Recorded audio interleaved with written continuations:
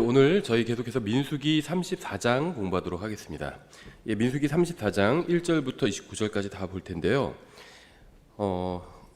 분량도 많지 않고 내용적으로도 많지는 않습니다. 그래서 이 34장 자체가 담고 있는 내용은 많지는 않은데요. 오늘은 좀 특이한 주제에 대해서 살펴보려고 합니다.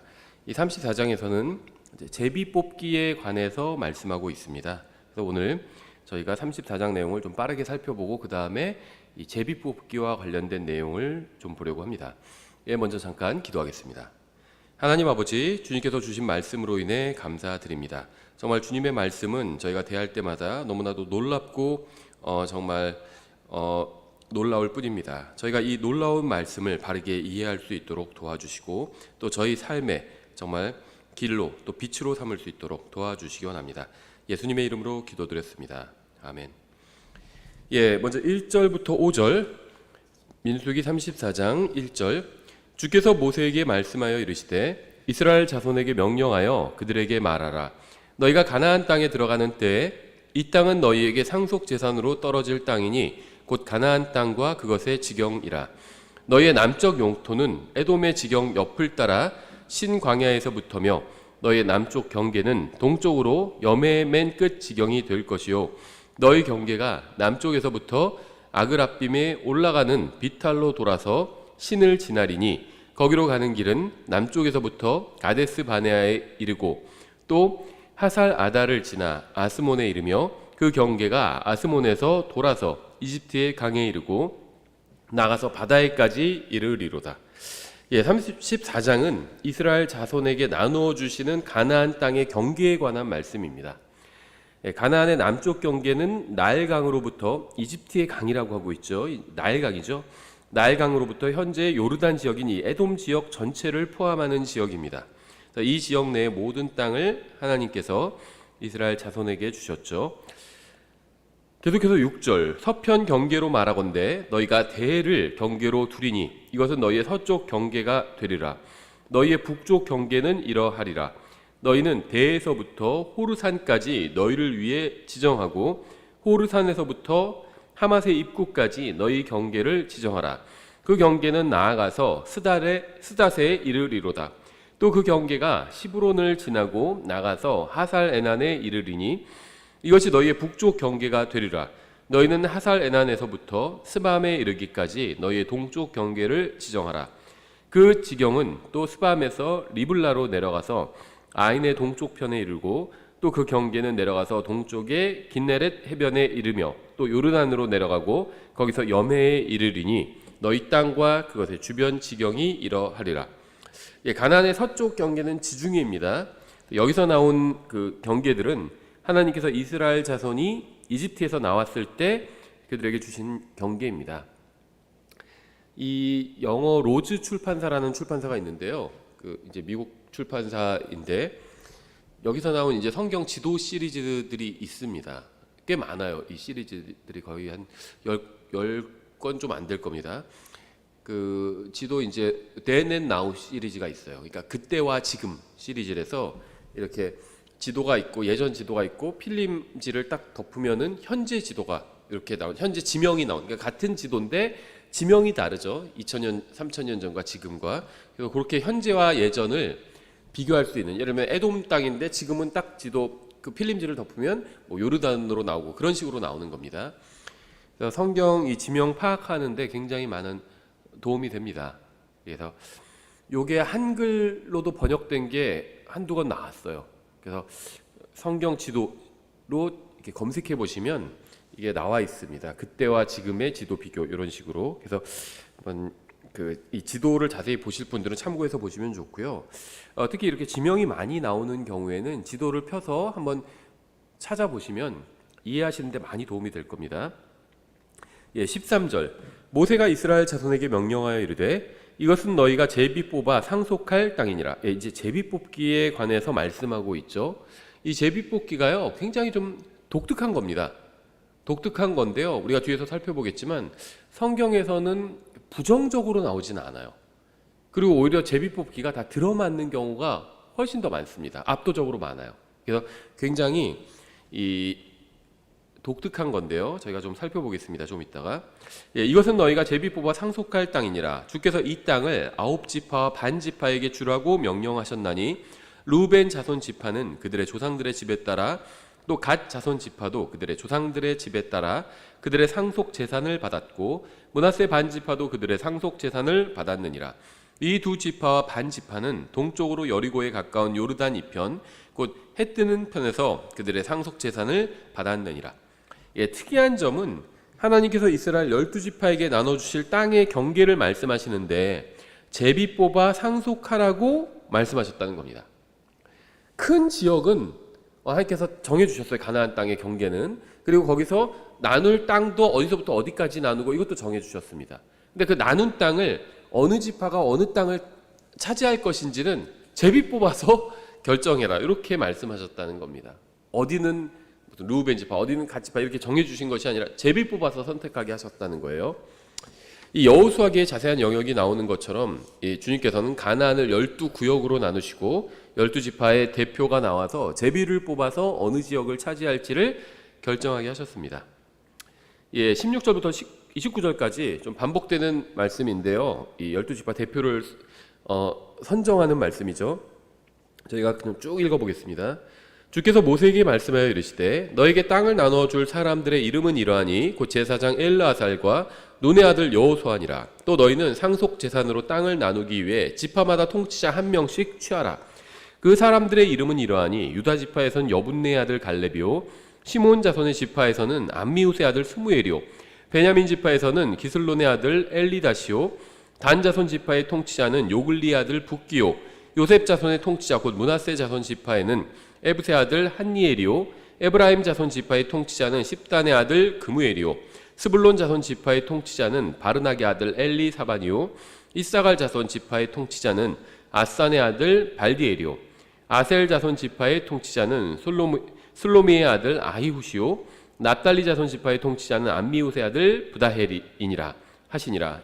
이들은 주께서 명령하사 가나안 땅에서 이스라엘 자손에게 상속 재산을 나누게 하신 자들이니라. 하나님께서는 각 지파의 대표를 선정하여 가나안의 어느 지역을 차지할지 제비 뽑기 하셨습니다. 구약 성경에서는 이렇게 제비 뽑기로 무엇인가를 결정하는 경우가 종종 나와요. 꽤 많이 나옵니다. 보면 이건 서로 의견 일치를 보지 못하는 사안에 대해서 결정하는 방법인데요. 어떤 사람들은 이러한 방식이 별로 영적이지 못하다 이렇게 생각할지 모르지만 무엇이 영적인지 아닌지는 하나님께서 함께 하시느냐 혹은 함께 하지 않으시냐로 결정되는 거예요. 그 자체로 영적인 건 없습니다. 거의 대부분 없어요. 대부분의 것들은 하나님께서 함께 하시면 영적인 것이고 함께 하지 않으시면 영적이지 않은 겁니다.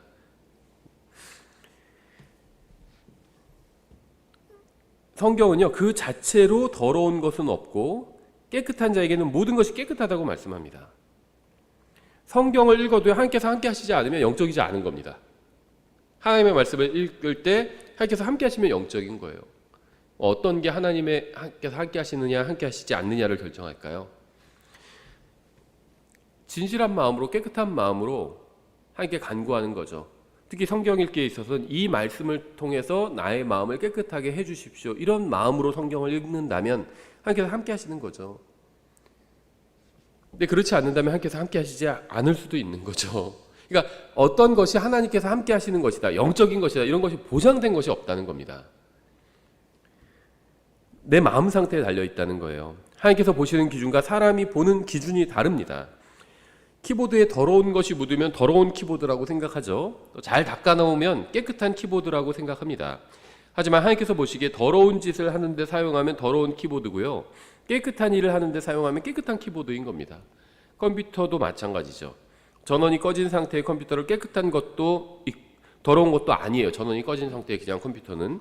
하지만 전원을 켜고 더러운 마음으로 더러운 짓을 하면 더러운 컴퓨터고 깨끗한 마음으로 깨끗한 일을 하면 깨끗한 컴퓨터인 겁니다. 이 세상에 있는 대부분의 것들이 그렇습니다. 교회 봉사도 마찬가지예요. 어떤 마음으로 하느냐에 따라서 그 봉사가 섬김이 깨끗한 것일 수도 있고 더러운 것일 수도 있습니다. 깨끗한 마음으로 주님의 말씀대로 행하면 그것이 무엇이든 간에 깨끗한 것이고, 더러운 마음으로 주님의 말씀대로 행하지 않으면 그것이 무엇이든 간에 더러운 겁니다. 교회에서 봉사, 섬김 모든 게 다 포함되는 거예요. 그러니까 제비뽑기 자체는 이것이 좋은 것이다 나쁜 것이다 이렇게 함부로 판단할 수는 없다는 겁니다. 이 성경에서 말씀하시는 제비뽑기는 이제 주사위를 던지는 것과 비슷한 형태인 것 같아요. 다 그런 건 아닙니다. 흰 돌과 검은 돌 중에 고르는 것도 있어요. 옷 사이에 흰 돌, 검은 돌을 놓고 그 사이에서 고르는 것이 있습니다. 그리고 또 주사위나 비슷한 것을 던지는 방식의 제비뽑기도 있습니다. 그러니까 뭐냐면 무작위로 어떤 결과를 그 제비 뽑는 사람이 예측할 수 없는, 결과를 조작할 수 없는 그러한 형태의 어떤 선택하는 것이 제비뽑기인 거죠. 이 제비뽑기의 예들을 좀 살펴보면요. 그 에스더 3장 4절부터 5절에 이렇게 되어 있습니다. 이제 그들이 날마다 그에게 말하되 그가 그들의 말에 귀를 기울이지 아니하매 그들이 모르드게의 일이 지속되는지 보려고 하만에게 고하였으니 이는 그가 자신이 유대인임을 그들에게 고하였기 때문이라. 하만이 모르드게가 몸을 굽히지도 아니하고 자기에게 경의를 표하지도 아니함을 보고 심히 진노하였더라. 하만은 유대인들을 멸하고자 한 사악한 사람이었습니다. 모르드게는 그가 사악한 자라는 사실을 알고 있었기 때문에 그를 존경하지 않았습니다. 우리는 높은 지위에 있는 사람에게 인사를 할 수는 있지만 그가 사악한 사람이라면 그를 존경하지는 않을 겁니다. 모르드게는 하만이 높은 지위에 있다는 사실은 인정했지만 인간적으로 그를 존경하지는 않았던 겁니다.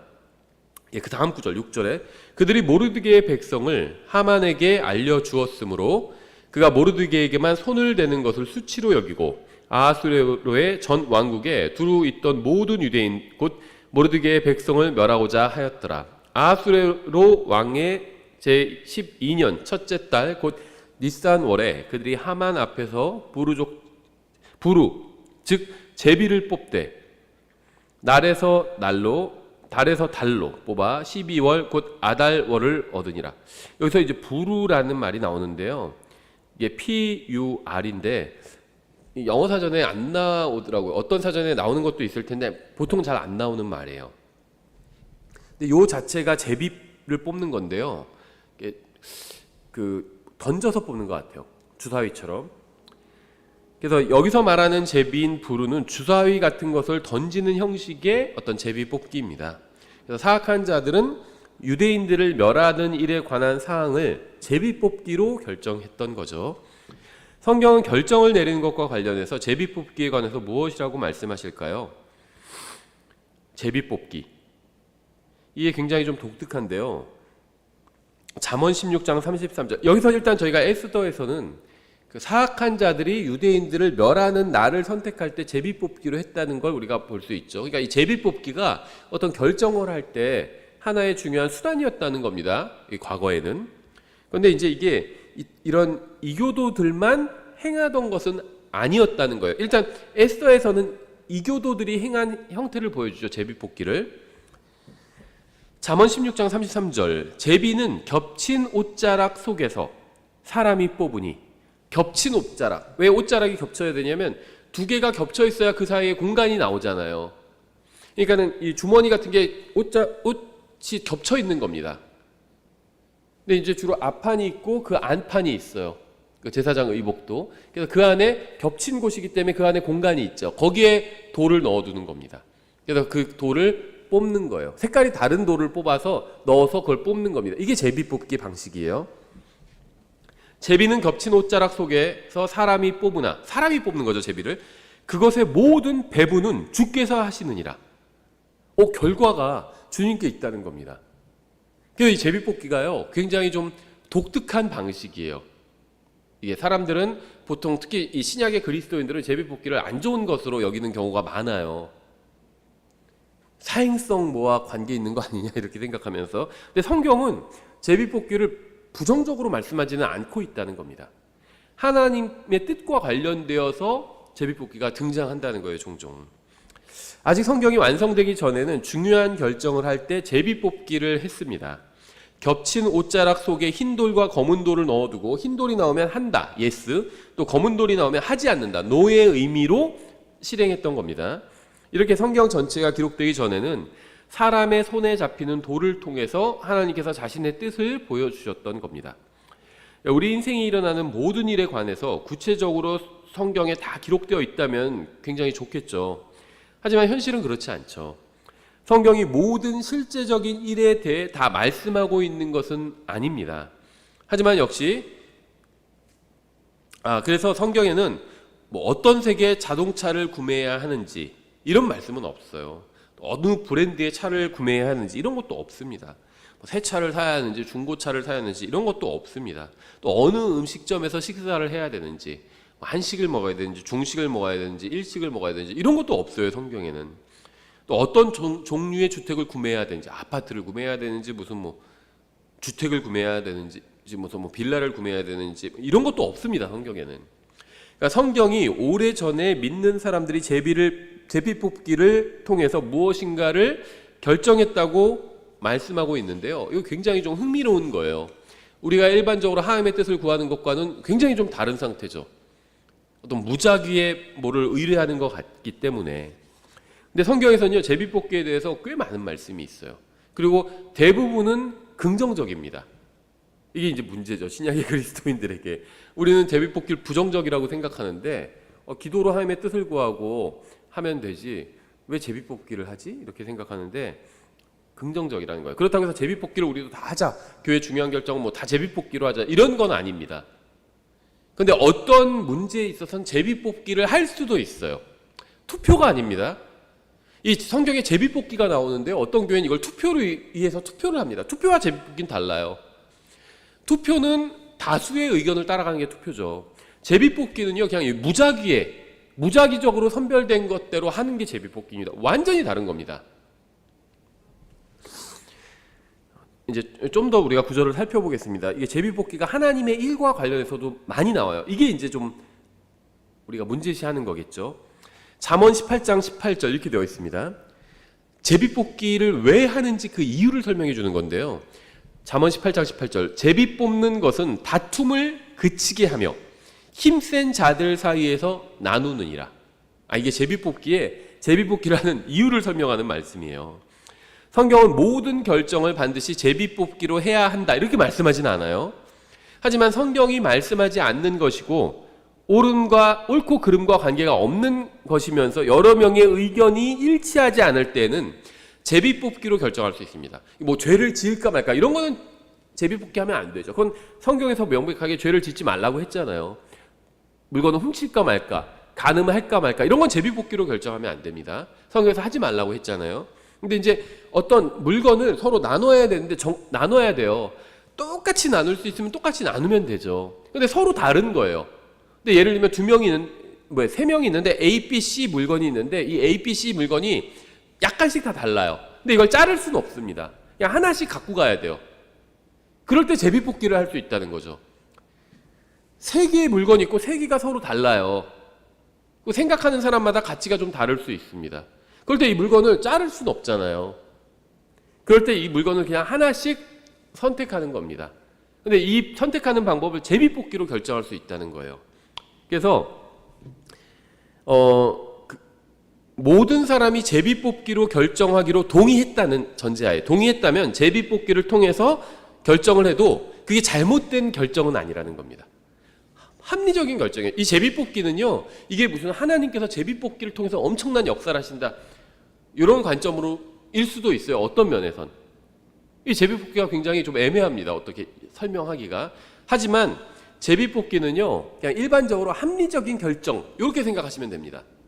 합리적인 결정을 내리는 좋은 방법이라는 거예요. 제비뽑기가 성경적이지 않다고 생각하는 사람들이 있어요. 투표는 성경적이지 않습니다. 오히려 많은 교회들이 투표를 하죠. 투표는 성경적이지 않은데요. 제비뽑기는 오히려 성경적인 경우가 굉장히 많아요.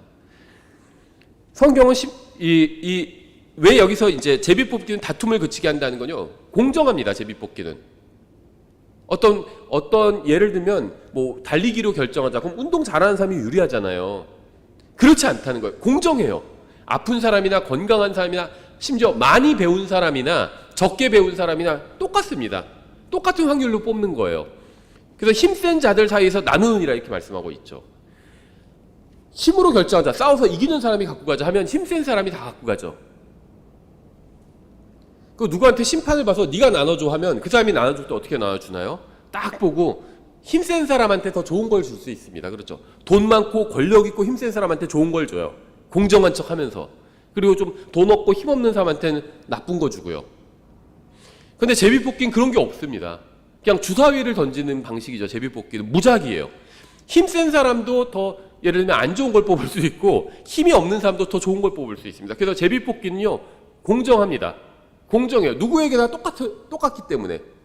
그래서 이 제비뽑기가 의외로 굉장히 합리적인 그런 방법이라는 겁니다. 그러니까 서로 제비뽑기를 하자고 동의하고 한다면 합리적일 수 있다는 거예요. 심지어 성경은요 주님께 희생물을 드릴 때에도 제비뽑기로 드려라 이렇게 말씀하고 있어요. 그러니까 제비뽑기가 그냥 나쁘다, 투표는 오히려 좋다 이렇게 생각하는 건 대단히 이상한 생각이에요. 오히려 투표는 성경에 없어요. 하지만 제비뽑기는 있습니다. 특히 주님의 사역과 관련해서도 이 제비뽑기가 나와요. 성경에. 가장 대표적인 게 이제 구약에서는요 하나님께 헌물을 드리는 거죠. 이게 제비뽑기 방식으로 헌물을 선택해라 이렇게 말씀이 되어 있다는 겁니다. 레위기 16장인데요. 레위기 16장 6절부터 제가 보면요. 아론은 자기를 위한 죄의 헌물로, 죄와 관련된 헌물 드리는 겁니다. 자기의 수소를 들여서 자기와 자기 집을 위하여 속죄하고 또 그 2마리 염소를 취하여, 속죄 염소죠. 회중의 성막문에서 주 앞에서 그것을 보일지니라. 염소 2마리를 취합니다. 이 중에 한 마리는 예수 그리스도를 상징하고 한 마리는 뭘 상징하죠? 죄인을 상징하죠. 그래서 죽임을 당하는 염소가 예수 그리스도를 상징하고요. 광야로 이제 노임을 자유롭게 되는 염소가 죄인을 상징하죠. 근데 이 일에 있어서도 제비뽑기로 선택하는 겁니다. 또 아론은 그 2마리 염소를 두고 제비를 뽑되 한 제비는 주를 위하여 다른 제비는 속죄 염소를 위하여 할 것이며 아론은 주를 위하여 제비 뽑은 염소를 가져다가 죄헌물로 드리려니와 제비 뽑아 속죄 염소가 된 염소는 산채로 주 앞에 보였다가 그것으로 속죄하기 위하여 그것을 속죄 염소로 광야로 보낼지니라. 제비 뽑기로 2마리 염소 중에 한 마리는 자유롭게 하고 한 마리는 죽이잖아요. 근데 그걸 제비 뽑기로 선택한다는 겁니다. 어느 염소를 죽일지 어느 염소를 살릴지를 제비 뽑기로 선택한다는 겁니다. 그러니까 하나님의 죄헌물을 드리는 엄청나게 중요한 일인데 이것도 제비 뽑기로 선택한다는 겁니다. 그러니까 제비 뽑기를 우리가 그냥 막 가볍게 한없이 그렇게 가볍게 볼 수만은 없겠죠. 이렇게 성경은 어느 염소를 희생물로 드릴지 결정하는 것도 제비 뽑기를 통해서 한다고 말씀합니다. 제비를 뽑아 한 마리는 살려주고 다른 한 마리는 죽임을 당하게 되는 거죠. 이 민수기 34장은 이스라엘이 가나안에 들어가 차지할 땅의 분배에 관해서 말씀하는 중요한 장이에요. 각 지파별로 서로 조금이라도 더 좋은 땅을 차지하기 위한 다툼이 일어날 수 있죠. 이러한 경우에 서로 충돌하지 않고 공정하게 나누는 방법이 바로 제비뽑기였습니다. 제비뽑기는 모든 인간적인 관계나 정치질이나 개인적인 선호나 친분 관계로 인한 압박으로부터 자유로워요. 이 투표는요 정치질이 개입될 수가 있죠. 몇 월 며칠에 투표하기로 하자. 그러면 그 전에 막 대의원들 만나가지고 로비도 하고요, 막 정치질도 하고 상대방 모함도 하고요. 그래서 막 표를 끌어올 수가 있어요. 그렇죠? 이게 정치질이에요. 자기 편을 만들고요, 상대방을 모함하기도 하고, 이게 정치질이죠. 근데 제비뽑기는 그런 게 없습니다. 그냥 무작위로 뽑는 거예요. 제비뽑기는 인간이 결과를 인위적으로 만들어낼 수 없는 것이기 때문에 매우 공정한 방법이었습니다. 저는 지금 모든 것을 다 제비뽑기로 하자 이런 말씀을 드린 건 절대 아닙니다. 하지만 이게 꽤나 공정한 방법이라는 겁니다. 여호수아기 18장 3절부터 6절에 여호수아가 이스라엘 자손에게 이르되 너희가 어느 때까지 주 너희 조상들의 하나님께서 너희에게 주신 땅을 소유하러 가기를 늦추려느냐. 너희 가운데서 각 지파를 위해 세 사람씩 내라. 내가 그들을 보내리니 그들이 일어나서 그 땅을 두루 다니며 자기들의 상속 재산에 따라 그것을 묘사한 뒤 내게로 돌아오리라. 그들이 그 땅을 7 몫으로 나누되 유다는 남쪽으로 자기 지경 안에서 거하고 요셉의 집은 북쪽으로 자기 지경 안에 거하리니 그러므로 너희가 그 땅을 7 몫으로 묘사한 뒤 그 묘사한 것을 이곳으로 내게로 가져올지니라. 그러면 내가 여기에서 너희를 위하여 주 우리 하나님 앞에서 제비를 뽑으리라. 땅을 다 나누고 나면 그 다음에 제비 뽑기로 결정하겠다는 거죠. 제가 여호수아기에 있다고 말씀드려서 제가 인용한 겁니다. 이렇게 성경에 의하면 하나님께서 명령하신 일을 행할 때에도 제비 뽑기를 했습니다. 특히 가나안 땅을 나누는 것은 굉장히 중요한 일인데 이러한 일에도 제비 뽑기를 통해서 결정했다는 것은 정말 특이하게 보이는 일임이 분명하죠. 사사기 20장에도 있는데요. 사사기 20장 8절부터 10절. 온 백성이 한 사람같이 일어나서 이르되 우리 중에 아무도 자기 장막으로 돌아가지 아니하고 아무도 자기 집으로 돌아가지 아니하리라. 오직 이제 우리가 기브아에게 행할 일이 이것이니 죄를 지은 지파를 이제 처벌하는 일에 관해서 다 일어난 거죠. 이스라엘 그 지파들이. 곧 우리가 제비 뽑아 기브아를 치러 올라가되 우리가 두루 이스라엘의 모든 지파 중에서 100명의 10명, 1000명의 100명, 10,000명의 1000명을 취하고 그 백성을 위한 양식을 가져다가 그들이 베냐민의 기브아로 가서 저들이 이스라엘 안에서 행한 모든 어리석은 일대로 행하게 하리라 하니라. 이스라엘이 이제 기브아와 전쟁을 하는데 이 기브아는 베냐민이죠. 11지파가 1지파와 전쟁을 하는 겁니다. 그러니까 이게 너무 과도하게 수가 많죠. 그래서 인원을 좀 줄일 필요가 있었어요. 그래서 여기서 뭐라고 하죠? 100명의 10명, 1000명의 100명, 10,000명의 1000명. 그러니까 10분의 1로 줄이는 겁니다. 너무 많이 왔어요. 11지파에서 몰려왔는데 너무 많이 왔습니다. 그래서 이걸 10분의 1로 줄이는 겁니다. 10분의 1로 줄여도 많아요. 그래도 이길 수 있습니다. 그래서 이제 근데 10분의 1로 줄이는데 어떻게 줄이냐? 제비 뽑기로 줄이는 겁니다. 사람들 쭉 쓰게 하고 이제 번호를 매겨요. 1, 2, 3, 4, 5, 6, 7, 8, 9, 10, 1, 2, 3, 4, 5, 6, 7, 8 번호를 매깁니다. 그래서 예를 들면 매 10번마다 10번을 뽑아요. 아니면 제비 뽑아서 7번을 뽑아요. 그럼 매 7번이 다 나와서 그 사람들이 전쟁에 가는 겁니다. 나머지는 다 집에 돌아가는 거예요. 그 얘기를 하고 있는 겁니다. 이 본문이.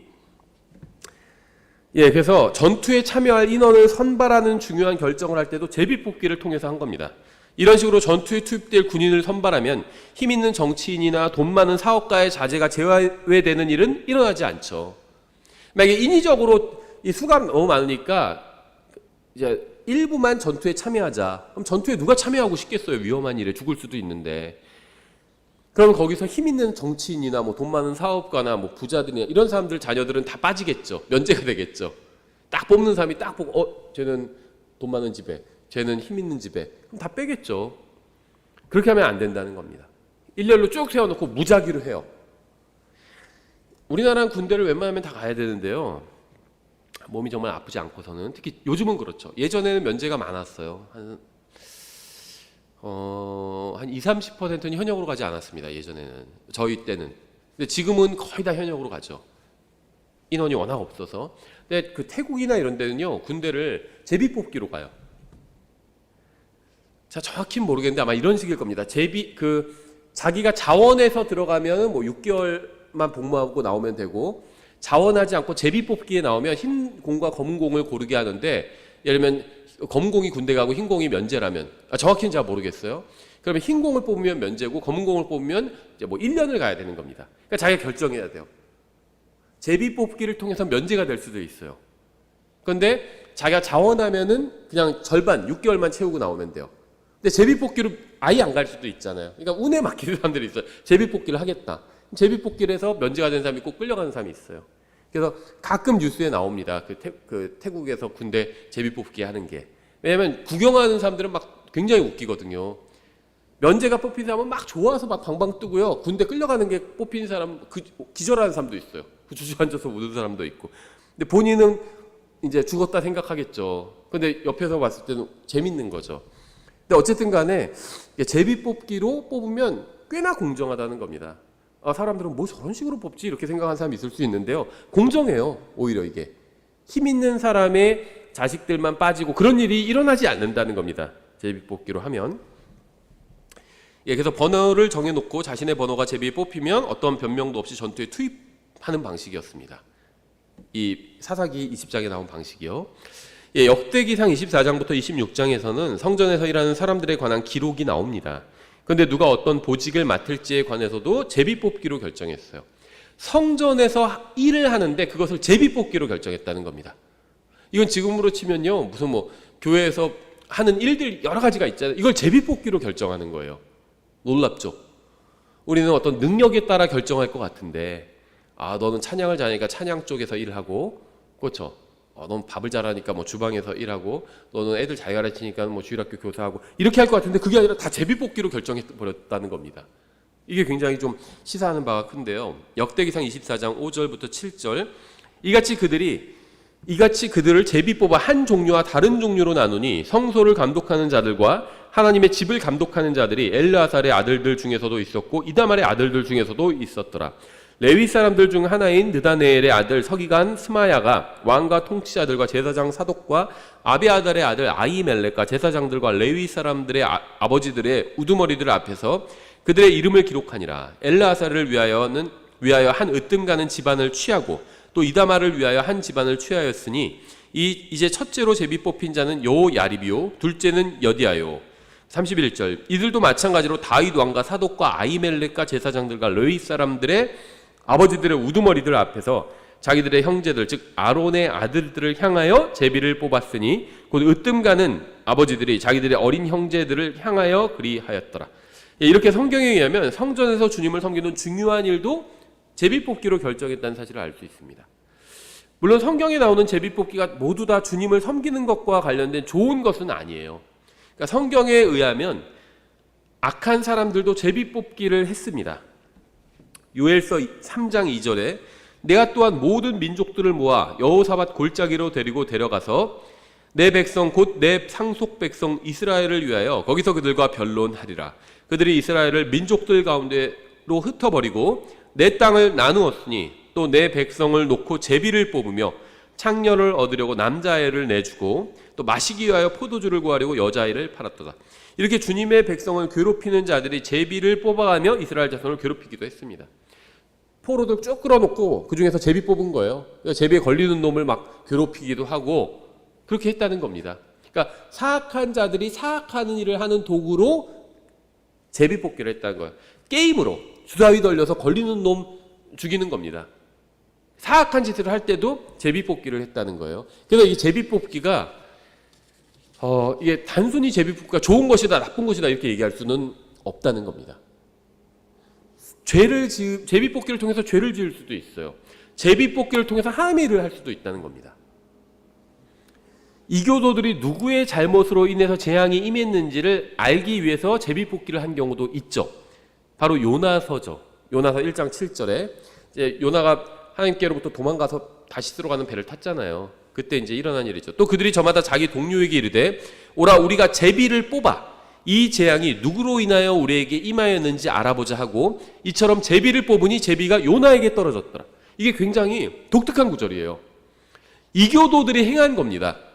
문제의 원인을 찾으려고 이교도들이 제비 뽑는 방식을 취했어요. 이 제비 뽑기는 이교도들도 하는 겁니다. 그런데 답은 정확하게 떨어졌죠. 요나 때문에 폭풍이 일었잖아요.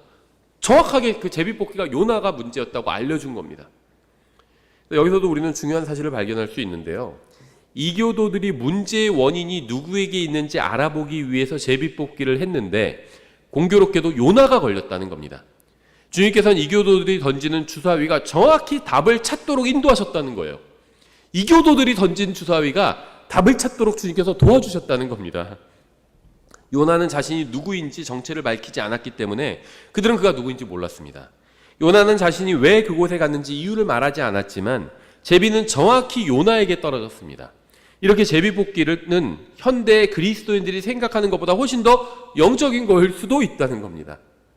자, 제비 뽑기가 마냥 영적인 거다 이런 얘기를 하는 건 아닙니다. 우리가 교회에서 중요한 일을 할 때도 제비 뽑기를 통해서 하자 이런 얘기를 하는 것도 아닙니다. 어떤 결론을 내리는 건 아니에요. 다만 제비 뽑기가 우리가 생각하는 것처럼 주사위를 던지는 게 우리가 생각하는 것처럼 다 나쁜 건 아닐 수도 있다는 겁니다. 성경이 부정적으로 다 말씀하고 있지 않다는 거예요. 심지어는 그러니까 성전에서 섬기는 사람을 선택할 때도 제비 뽑기를 통해서 했어요. 근데 그것 외에도 이교도들이 제비 뽑기를 했는데 거기서 하나님께서 답을 알려주셨다는 겁니다. 이게 놀라운 거죠.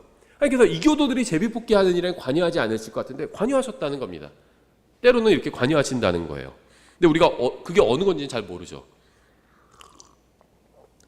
사울이 잘못된 판단을 해서 백성을 위기에 빠뜨렸을 때 전쟁에 해야 되는데 먹지 말라고 그랬죠.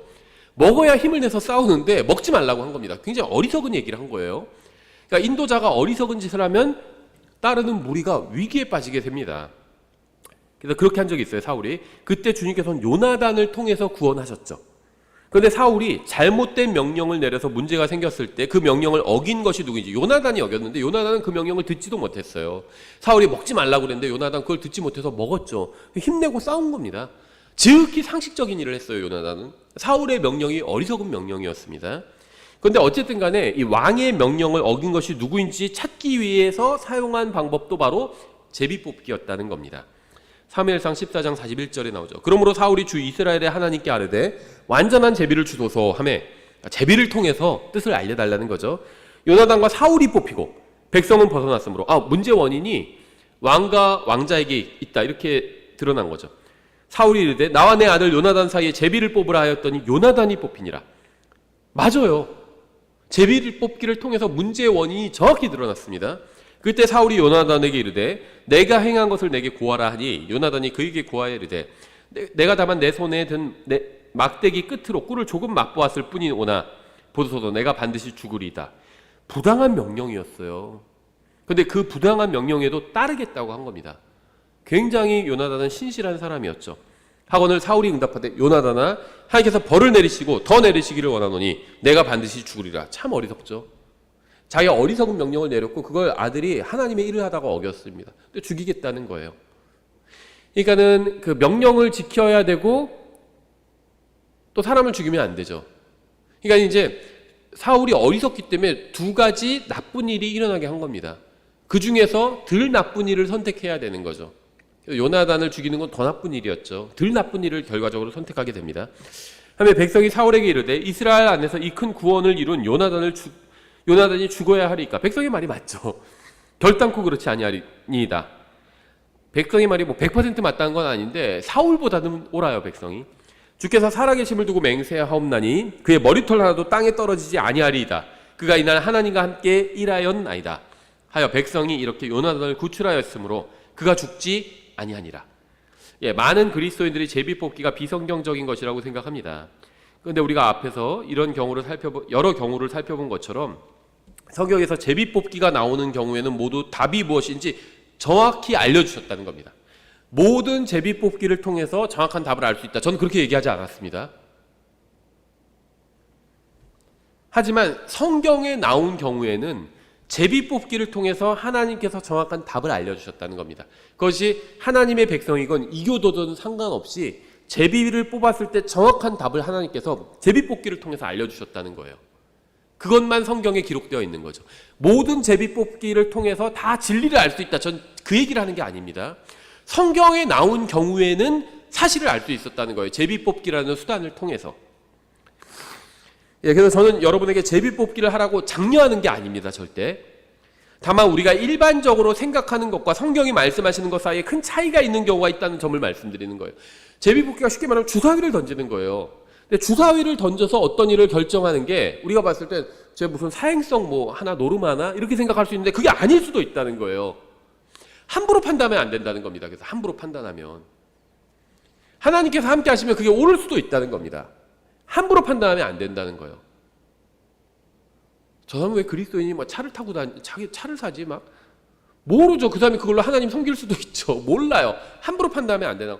명백하게 죄를 짓는 건 판단해야 되죠. 간음을 하고 살인하고 도둑질을 하면 그건 판단해야 되죠. 근데 그렇지 않아요. 그러니까 명백하게 도둑질, 물건을 사거나 땅을 사거나, 저 사람은 왜 그리스도인이 땅을 사지? 무슨 의도로 사는지 어떻게 알아요? 그런 건 함부로 판단하면 안 된다는 겁니다. 수백만 명 중에 누가 죄를 범한 자인지 어떻게 알 수 있을까요? 수백만 명이 있어요. 그 중에서 죄인을 한 사람이 있는데 그걸 골라내야 됩니다. 특정한 죄를 지은 사람을 잡아내야 되는데 어떻게 잡아내요? 성경은 제비 뽑기를 통해서 알 수 있다 이렇게 말씀합니다. 여호수아기 7장에 나오죠. 아간의 이야기죠. 여호수아기 7장 16절에 이에 여호수아가 아침에 일찍 일어나 이스라엘을 그들의 지파대로 나오게 하였더니 유다 지파가 뽑혔더라. 또 그가 유다의 가족을 나오게 하여 세라 족속의 가족을 뽑았고 세라 족속의 가족을 남자끼리 나오게 하였더니 삽디가 뽑혔으며 그의 집안을 남자끼리 나오게 하였더니 유다 지파에 속한 세라의 증손이요 삽디의 손자의 갈미의 아들인 아간이 뽑혔더라. 정확히 뽑힌 거죠.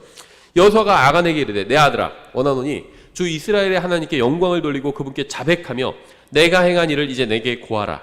그 일을 내게 숨기지 말라 하매 아간이 여호수아에게 응답하여 이르되 참으로 내가 주 이스라엘의 하나님께 죄를 지어 이렇게 행하였나이다. 내가 노력한 물건들 가운데서 바벨로니아에서 만든 좋은 옷과 은 200세겔과 50세겔 나가는 금덩이 하나를 보고 탐내어 그것들을 취하였나이다. 자백했어요. 바르게. 보소서 이제 그것들을 내 장막 한가운데 땅속에 감추었고 은은 그 밑에 있나이다 하니라. 자백만 했지 용서를 구하지는 않았습니다. 회개를 하지는 않았죠. 아한이 죄를 지어 이스라엘 백성이 위기에 처했을 때도 제비뽑기를 통해 그가 문제의 원인을 제공했다는 사실이 드러났죠. 정확히 드러났습니다. 제비뽑기를 통해서 200만 중에서 하나가 딱 제비뽑기를 통해서 정확히 드러난 거죠. 하나님의 어린 양이신 예수 그리스도께서 우리의 죄로 인해 고난을 당하실 때 주님께 고통을 준 자들이 무엇을 하고 있었을까요? 주님의 물건을 차지하기 위해서 제비뽑기를 했습니다. 마태복음 27장 35절에 나오죠. 그들이 그분을 십자가에 못 박은 뒤에 그분의 옷들을 제비 뽑아 나누니 이것은 대언자를 통해 말씀하신 바 그들이 자기들끼리 내 옷들을 나누며 내 겉옷을 놓고 제비를 뽑았나이다 하신 것을 성취하려 함이더라. 제비뽑기 통해서 주님의 옷을 나눴죠.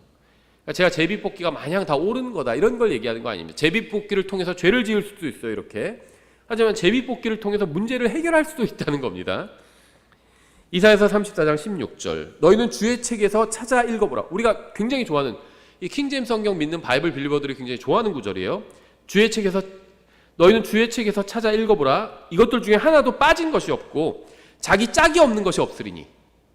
주님의 책들이 짝이 있다는 거예요. 창세기, 계시록이 짝이죠. 서로 말씀이 짝을 이루고 있어요. 그래서 말씀을 말씀으로 비교해서 공부해야 되죠. 이는 내 입이 그것을 명령하였고 그의 영이 그것들을 모았기 때문이라. 이 말씀은 성경을 성경으로 비교하며 연구하는 사람들이 굉장히 좋아하는 구절입니다. 그런데 여기까지만 딱 읽어요. 보통 여기까지만 인용하고 다음 구절이 굉장히 독특한 말씀이에요. 다음 구절도 눈여봐야 되는데요. 17절 그가 그것들을 위하여 제비를 뽑으며 하나님의 말씀에 관한 문맥인데 제비 뽑기가 바로 나옵니다. 그가 그것들을 위하여 제비를 뽑으며 자신의 손으로 줄을 그어 그것을 그들에게 나누어 주셨으니 그것들이 영원히 그것을 차지하며 대대로 그 안에 거하리라. 이게 번역이 약간 어려워요. 그런데 제가 좀 설명을 하겠습니다. 주님께서 하신 말씀을 이해하시겠나요? 주님의 책을 찾아 읽어보라고 하셨죠. 그런데 주님께서 자신의 백성인 이스라엘 민족을 위해서 하신 일들 중에는 제비뽑기를 통해서 이루신 것들이 있습니다. 땅을 나눠주신 게 제비뽑기를 통해서 이루어주신 거잖아요. 우리가 앞서 살펴보았듯이 가나안 땅을 분할해서 차지하는 것이나 성전에서 봉사하는 것을 제비뽑기를 통해서 하셨습니다. 그래서 제비뽑기를 통해서 주님께서 나눠서 사람들에게 주셨다는 거예요. 그리고 그게 대대로 그 안에 이스라엘 백성이 제비뽑기를 통해서 나눈 땅에 영원히 대대로 거한다는 말씀이에요. 근데 번역이 약간 어렵죠. 그래서 잘 안 들어올 수 있어요, 말이. 제비뽑기는 구약 성경에만 나오는 결정 방법이 아닙니다. 지금까지 제가 구약 성경 인용했죠, 주로. 이거 딱 구약적인 거 아닌가? 이렇게 생각할 수 있는데 신약 성경에서도 제비뽑기가 나와요. 바로 대표적인 게 바로 사도를 선출하는 일이었죠. 성령님께서 직통으로 알려주실 것도 같은데 제비뽑기를 통해서 사도를 선출했다는 겁니다. 왜냐하면 신약 성경의 사도행전 보면요, 성령께서 직접 나타나셔서 막 말씀하실 때가 있잖아요. 그렇게 하셔도 될 것 같은데 제비뽑기를 통해서 일하셨다는 거예요. 사도행전 1장 15절 함께한 사람들의 이름의 수가 약 120이더라. 이름 명단이 그렇다는 거죠. 그 무렵에 베드로가 제자들의 한가운데서 일어나 이르되 사람들아 형제들아 예수님을 잡아간 자들의 길잡이가 된 유다에 대하여 성령님께서 다윗의 입을 통해 미리 말씀하신 이 성경 기록이 반드시 성취될 필요가 있었나니 이는 그가 우리와 함께 계수되어 이 사역의 한 몫을 맡았기 때문이라. 이제 이 사람이 불법의 대가로 밭을 산 뒤 거꾸로 떨어져 한가운데가 터졌고 그의 모든 창자가 흘러나왔으므로 그 일을 예루살렘에 거하는 모든 사람이 알게 되어 그 밭을 자기들 고유의 말로 아겔 다마라 하니라. 그것은 곧 피밭이라는 말이라. 시편 책에 기록된 바 그의 처소를 황폐하게 하시며 아무도 그 안에 거하지 못하게 하소서 하였고 또 그의 감독직을 타인이 취하게 하소서 하였나니 그러므로 주 예수님께서 요한의 침례로부터 시작하여 우리를 떠나 들려 올라가신 바로 그날까지 우리 가운데서 드러나시던 모든 때에 우리와 함께 다니던 이 사람들 중에서 반드시 하나를 임명하여 우리와 함께 그분의 부활을 증언할 증인이 되게 하여야 하리라 하매 그들이 둘을 지명하니 먼저 자격을 말한 거죠. 이러한 자격을 갖춘 사람 중에서 찾아보자니까 둘을 찾은 거예요. 곧 바사바라고도 하고 별명은 유스도라 하는 요셉과 마띠아더라. 사도의 자격을 갖춘 사람은 둘이었는데 필요한 인원은 하나였죠. 자격을 갖춘 사람이 둘이었는데 자리는 하나였습니다. 그래서 그들이 어떻게 했을까요? 24절 그들이 기도하며 이르되 기도했어요. 모든 사람의 마음을 아시는 주여, 주께서 이 두 사람 중에서 누구를 택하셨는지 보여주사. 기도를 주님께서의 뜻이 무엇인지 기도로 구한 거죠. 그가 이 사역과 사도직을 맡게 하옵소서. 유다는 자기 자신의 처소로 가려고 범법함으로 그 직분에서 떨어져 나갔나이다 하고, 제자들은 기도했지만 아직 두 사람 중에 누구를 사도로 세워야 할지 주님의 뜻을 알지 못했습니다. 26절, 제비를 뽑으니, 기도하고 제비를 뽑았습니다. 제비가 마띠아 위에 떨어지니라. 그가 열한 사도와 함께 계수되니라. 제자들은 주님의 뜻이 무엇인지 기도했고, 하나님께서는 제비 뽑기를 통해서 자신의 뜻을 알려주셨습니다. 신약시대인데 제자들이 제비를 뽑아 마띠아 위에 떨어진 것이 하나님의 뜻인지 어떻게 알 수 있을까요? 성경은 마띠아를 12사도 가운데 하나로 인정하고 있는 것을 통해서 우리는 하나님께서 제자들이 사도를 뽑기 위해서 행한 제비 뽑기를 인정하셨다는 사실을 알 수 있어요. 그러니까 성경은 이 이후에 마띠아도 사도로 인정하고 있습니다. 사도행전 2장 14절이죠. 그러나 베드로가 11사도와 함께, 베드로까지 하면 12명이죠. 근데 가룟 유다 때문에 하나가 공석이 생겼죠. 그걸 마띠아로 뽑았죠. 제비 뽑기로 뽑은 겁니다.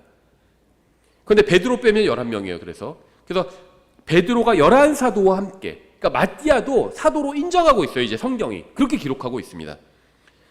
베드로가 11사도와 함께 서서 소리를 높여 그들에게 이르되, 유다 사람들과 예루살렘에 거하는 모든 사람들아, 이것을 너에게 알려주리니 너희는 내 말에 귀를 기울이라. 12번째 사도를 선택하기 위해서 제자들이 어떤 방식의 제비뽑기를 했는지 정확히 알 수는 없지만 모든 사람이 동의할 만한 공정한 방식이었다는 것은 알 수가 있죠. 그러니까요, 제비뽑기가 좋은 거니까 우리도 해야 된다, 이런 얘기는 아닙니다. 근데 제비뽑기는 무조건 나쁜 거다, 사행성 조장이다, 뭐 주사위 던지는 것은 다 나쁜 거다, 이렇게만 얘기할 수도 없다는 거예요. 그래서 이게 지금 제가 결론을 내린 건 아닙니다. 왜냐하면 성경에서 나온 제비뽑기 예들을 제가 거의 다 찾았어요. 보여드린 겁니다. 근데 이걸 함부로 결론 내릴 수가 없어요. 이걸 신약 교회에 그대로 교리로 적용하기도 어렵습니다. 하지만 이게 나쁜 거다 또 이렇게 얘기할 수도 없어요. 그래서 그냥 오늘은 제가 제비뽑기에 대한 결론을 내린 건 아닙니다. 그냥 팩트만 보여드린 거예요. 왜 그러냐면 많은 그리스도인들이, 특히 독립침례 교회들이 투표는 하면서, 투표는 오히려 성경에 없어요. 제비뽑기는 나쁜 것처럼, 뭐 사행성 조장이고 무슨 도박인 것처럼 그렇게 얘기하는 사람들이 있습니다. 근데 성경은 그렇지 않다는 거예요. 하나님의 일, 속죄 헌물을 선택하는 일도 제비뽑기, 성전에서 섬기는 일도 제비뽑기, 사도를 선택하는 일도 제비뽑기, 누가 죄인인지 알려주는 일도 제비뽑기를 통해서 드러났다는 겁니다. 제비뽑기를 계속 마냥 부정적으로만 보면 안 된다는 겁니다. 그렇다고 해서 우리가 교회에서 하는 중요한 일도 목사도 제비로 뽑읍시다, 그건 아니라는 거예요. 그래서 은사를 주신 사람을 세우는 거죠. 제비뽑기에 대한 결론을 내린 건 아닙니다.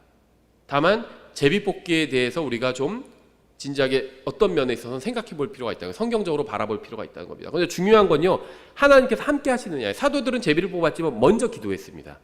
그리고 하나님의 뜻을 구했죠. 제비뽑기를 통해서 하나님의 뜻을 구했던 거죠. 그러니까 성경이 완성되기 전에는 제비뽑기를 통해서 중요한 결정을 내렸습니다.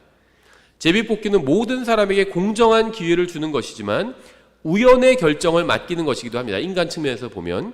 하지만 하나님은 우연도 주관하시는 분이에요. 따라서 우리는 우리에게 일어나는 일로 인해서 염려할 필요가 전혀 없습니다. 우리가 말씀으로 깨끗하게 씻긴 깨끗한 마음으로 주님의 뜻 가운데 행하면 주님께서 우리를 가장 좋은 길로 인도해 주실 겁니다.